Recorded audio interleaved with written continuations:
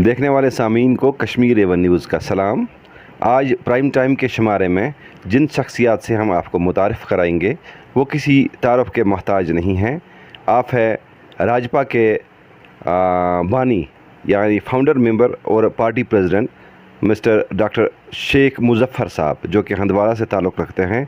शेख मुज़फ़्फ़र साहब, आपका प्रोग्राम में खैर मक़दम है। अस्सलामु अलैकुम वरहमतुल्लाहि वबरकातुहू। वालेकुम अस्सलाम वरहमतुल्लाहि वबरकातुहू। पहले मैं आपका तहे दिल से शुक्रिया अदा करता हूँ कि आपने अपना कीमती समय निकाल के हमें दिया और आप यहाँ पे आए। Thank you. तो डॉक्टर साहब, चूँकि आप एक पार्टी के प्रेसिडेंट हैं, फाउंडर मेंबर भी है इस पार्टी के, तो आप हमें और हमारे सामीन को ये राजपा टर्म पहले एक्सप्लेन करें। राजपा, इसका एक्चुअल मतलब है राष्ट्रीय जन क्रांति पार्टी। अगर हम हिंदी में इसको सहल या आसान अल्फाज में बोलेंगे तो इसका मतलब है अवामी इनकलाब पार्टी। अवामी इनकलाब पार्टी, जी बिल्कुल।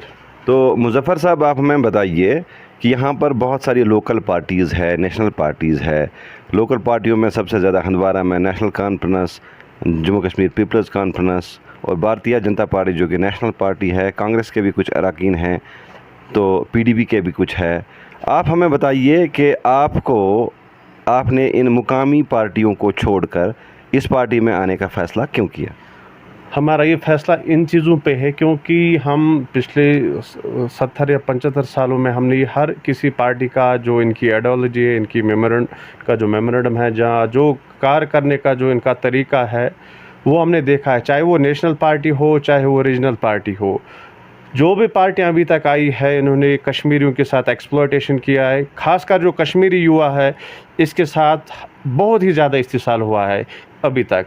तो that is the main reason कि मैंने सोचा कि एक ऐसा प्लेटफॉर्म हम प्रोवाइड करें, एक ऐसी पार्टी हम एक ऐसा संगठन, ऑर्गेनाइजेशन हम तैयार करें, चाहे इसको समय भी क्यों ना लगे, लेकिन जहाँ पे हमारा जो डाउन ट्रोडन सेक्शन का जो बंदा है, हमारा जो किसान है, मज़दूर वर्ग है, या बाकी जो निचले क्लास वाले लोग हैं जिनके साथ हमेशा एक्सप्लॉयटेशन, डिस्क्रिमिनेशन हुआ है, इसको हम मौका प्रोवाइड करें, ये अपनी आवाज़ हमारे ज़रिए आगे पहुँचाए।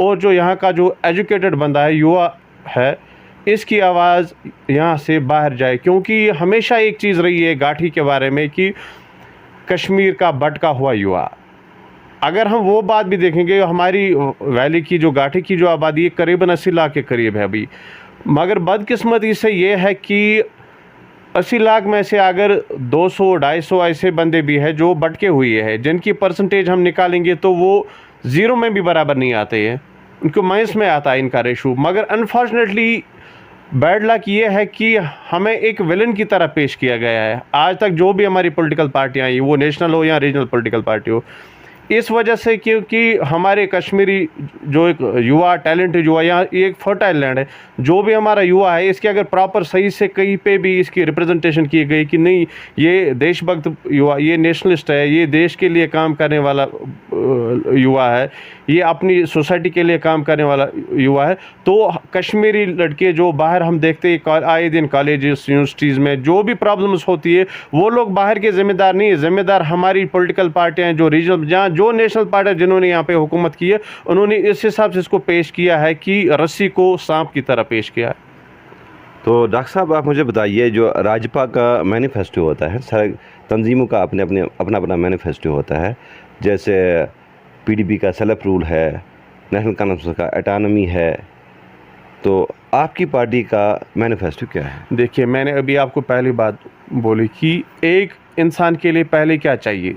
पीस, अमन सबसे बड़ी चीज़ है। अमन से आप जो भी काम चाहो कर सकते हो। पीस और डेवलपमेंट जो मेन चीज़ यहाँ पे, जो अभी तक किसी पार्टी ने यहाँ पे जिस चीज़ पे फोकस नहीं किया है, चाहे वो नेशनल पार्टी और रीजनल पार्टी आए, हर किसी बंदे ने कोई ना कोई कार्ड खेला है। किसी ने ऑटोनॉमी बोला, किसी ने 370 बोला, किसी ने बोला वापस लाएंगे, किसी ने बोला हटाएंगे, जिससे आम जनता का भला नहीं हुआ है। वो आप देख सकते हैं, अगर 370 था, किसी का भला नहीं हुआ अभी तक, ठीक है। तो ये चीज़ें लोगों को मूर्ख बनाने की है, या एक जो हमारी आम जनता है इसको बेवकूफ़ बनाना है, इनसे वोट अपना लेना है, उसके बाद इनको टाटा बाई करने के लिए सिवा और कुछ नहीं है। तो डॉक्टर साहब, मैंने जिक्र किया था मैनिफेस्टो का। हाँ, हमारा मैनिफेस्टो ये है कि जो हमारा युवा है, बेरोज़गार युवा है, इसको हम जॉब, इसके लिए रोज़गार के मौके फराहम करेंगे। जो हमारा हेल्थ और एजुकेशन सेक्टर है, जो मेन एक सोसाइटी की बुनियाद होती है, हेल्थ और एजुकेशन सेक्टर है, इसको हम अच्छे से डेवलप करें। और दूसरी चीज़ें जो है डेवलपमेंट के जितने भी काम हम देखेंगे, रोड हो, बिजली का, पानी का हो, ये हम सभी चाहते हैं कि जिस तरह एक दिल्ली के वासी को प्रोवाइड होती है, हमारे कश्मीर के, हमें जम्मू के बंदे को भी उस तरह से ये फैसिलिटीज़ मिलनी चाहिए। और जो अधिकार उनको मिलते हैं वो अधिकार यहाँ पे भी मिलने। डॉक्टर साहब, चूँकि आप एक पीएचडी स्कॉलर हो, पॉलिटिक्स में आने का मतलब क्या था? मेरा एक ही मकसद था, मैं जॉब भी कर सकता था कि इवन 2016 में असिस्टेंट प्रोफेसर के लिए भी सिलेक्ट भी हुआ था, लेकिन मेरा एक ही मकसद था to work for my society, to serve my people, to serve the needy and to represent my people, to be the voice of the youth. तो मेरे साथ जो जुड़े हुए लोग हैं, इनकी आवाज़ मैं कहीं तक पहुंचाऊं। मैं इतना कोई बड़ा मंजा हुआ सियासतदान हूँ, मेरी सियासत की अभी शुरुआत ही है, बिगनिंग के अभी ईयर्स चल रहे हैं, मगर मैं अपनी तरफ से जहाँ से भी बन पाता है, जितना भी बन पाता, मैं पूरी कोशिश कर पाता हूँ कि मैं अपने युवा को, मैं अपने लोगों को जहाँ पे भी मौका मिले इनको रिप्रेजेंट कर पाऊँ और अच्छे से रिप्रेजेंट कर पाऊँ कि जो मिसकंसेप्शन कश्मीर के रिलेटेड बाहर कही गई है, कश्मीरी युवा के रिलेटेड गई है, इसको हम दूर करें। और जो ये गैप है, एक जो ब्रिज जो होता है, जो टूटा हुआ है, इसको हम क्लोज लाएं। डॉक्टर साहब, आप जिस कॉन्स्टिट्यूंसी से ताल्लुक़ रखते हो, उस कॉन्स्टिट्यूंसी का नाम लंगेट है। जी, पिछले जो 2 टर्नें रही हैं वो पार्टी एआईपी की रही है। तो आप नए नए लोगों से मिलते हो, पुराने लोगों से भी मिलते हो, सियासत में आपने बहुत चीज़ें देखी होंगी, ऑब्ज़र्व की होंगी। तो आप अपनी कॉन्स्टिट्यूंसी के हवाले से हमें बताइए कि यहाँ पर सबसे ज़्यादा मुश्किलात किन चीज़ों का करना पड़ता है? देखिए, आप भी ज़्यादा दूर नहीं रहते, लोकली वास है ये। आप एक आम बंदे से, जो जनरल पब्लिक है, ये सवाल उनसे भी आप पूछ सकते हैं, वो इस सवाल का बेहतर जवाब, क्योंकि अगर हम जवाब देंगे तो लोग बोलेंगे इसने पॉलिटिकल बुनियाद पे जवाब दिया। आप लंगेट कॉन्स्टिट्यूंसी के रोड देखो कितने खस्ता है, आप पानी के हालात देखो बड़े बुरे हैं, ठीक है। जिस गांव में रहता हूँ, ये फेस है लंगेट कॉन्स्टिट्यूंसी का, छोटी पोरा इसको कहा जाता है, ये फेस है लंगेट कॉन्स्टिट्यूंसी का। और हमारे जो last ex MLA mister engineer Rashid साहब है, मैंने उनको कभी 10 साल में नहीं देखा है। मेरी उनके साथ फ़ोन पे काफ़ी बार बहस भी हुई है, लेकिन वोट इलेक्शन से 1 या 1.5 दिन पहले वो दिखाई देते और अपने हिसाब से जो काम काज होता है वो करते। उसके सिवा मैंने उसको ग्राउंड पे कभी नहीं देखा है। और ग्राउंड पे उसने कुछ हर गांव में रखे अपने कुछ खास बंदे, जिन्होंने, अगर हम चीज़ें खोलेंगे तो बहुत चीज़ों का पर्दाफाश हो जाएगा। तो इन चीज़ों को हम नज़रअंदाज ही आप करते हैं, बेहतर रहेगा वही।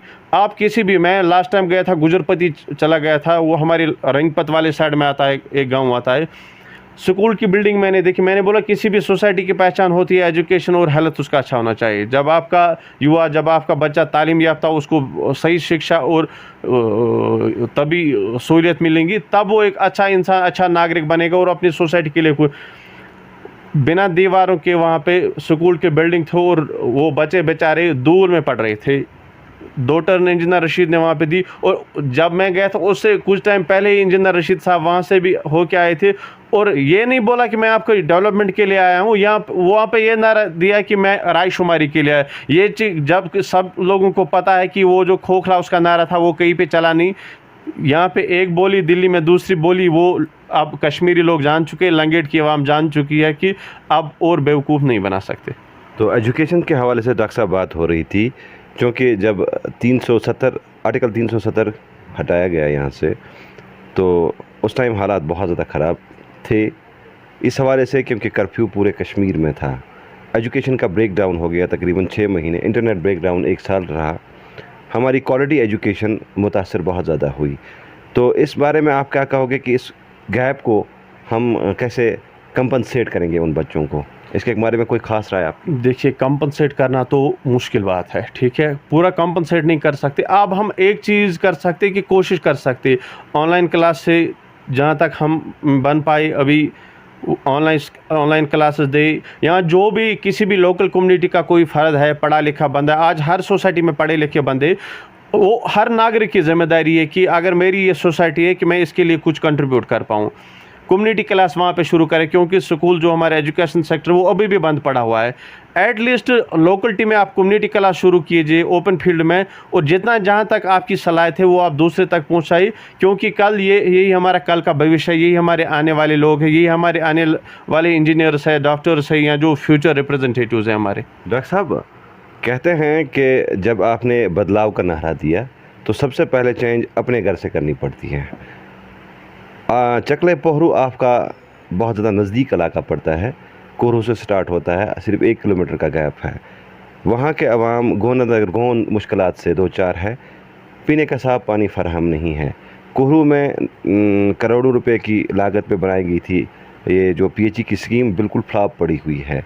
कभी आप इस बारे में कोई आवाज़ उठाते हो तो, या और क्या लाई अमल रहेगा आपकी पार्टी का ताकि वहाँ के लोगों के मुश्किलात हल हो जाएं? जी, इस बारे में जो आपने विषय उठाया एक महत्वपूर्ण विषय है। उसी जो कोरू का आप बोल रहे हो वो पंप शेड वहाँ पे बना हुआ है 1-1.5 करोड़ रुपए, उस पे हमने पहले एक बार प्रोटेस्ट भी करवाया। मैं उस प्रोटेस्ट में लीड कर रहा था, वो सभी न्यूज़ चैनल्स में भी आया, और मैंने बोला कि एक बड़ा स्कैम है, इसको इन्वेस्टिगेट करना चाहिए। अगर 1.5 करोड़ लागत से आपने कोई प्रोजेक्ट तैयार किया है और जिस मकसद के लिए किया है वो पूरा क्यों नहीं, वो फुलफिल क्यों नहीं हो रहा है। और वो बात मैंने चीफ इंजीनियर साहब इफ्तिकार साहब से भी वहाँ पे पर्सनली जाके बोला कि मैं ये इश्यूज़ है, अगर आपने इतना 1.5 करोड़ रुपए सरकारी खजाने से निकला है, काम भी हुआ है, लेकिन वो काम नहीं हुआ जो होना था, और वो मकसद नहीं है जिस मकसद के लिए ये बनाया गया था। वहाँ पे इसका मकसद ये था कि यहाँ के लोगों को पानी फराहम करना साफ़ सुथरा, लेकिन आपने एक जहाँ पे इसको बनाना था उसकी जगह इसको